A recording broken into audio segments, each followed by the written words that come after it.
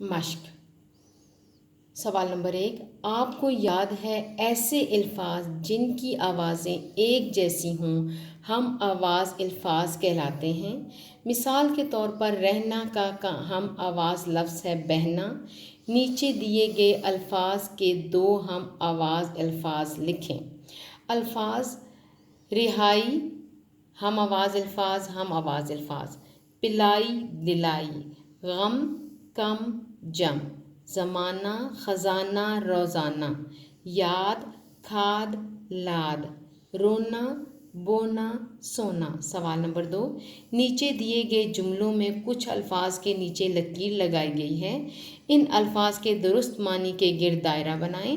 پرندے چہچہا رہے ہیں، اونچا اڑنا، آزاد گھومنا، گیت گانا۔ چہچہا گیت گانا۔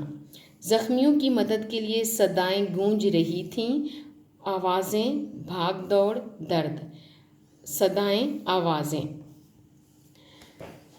بڑھیا نمبر 3، بڑھیا اپنا دکھڑا بیان کر رہی تھی، دکھی داستان، مزاحیہ کہانی، دلچسپ قصہ۔ دکھڑا دکھی داستان۔ ایک خوبصورت طوطا قفس میں تھا، پنجرہ غار پیڑ۔ قفس پنجرہ۔ قیدی اپنی رہائی چاہتا تھا، کمائی خوراک آزادی، رہائی آزادی۔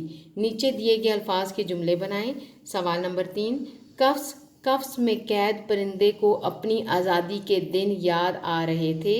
چہچہانا، صبح کے وقت پرندوں کا چہچہانا اچھا لگتا ہے۔ رہائی، احمد کے ابو کو 3 سال بعد جیل سے رہائی ملی۔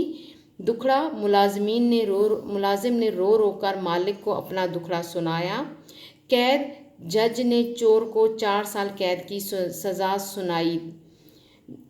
یہ مشق آپ کتاب پر کریں گے، جملے آپ اپنی کاپی پر کریں گے۔ میں نے آپ کے لیے ادھر کیے ہیں لیکن آپ نے اپنی کاپی پر کرنا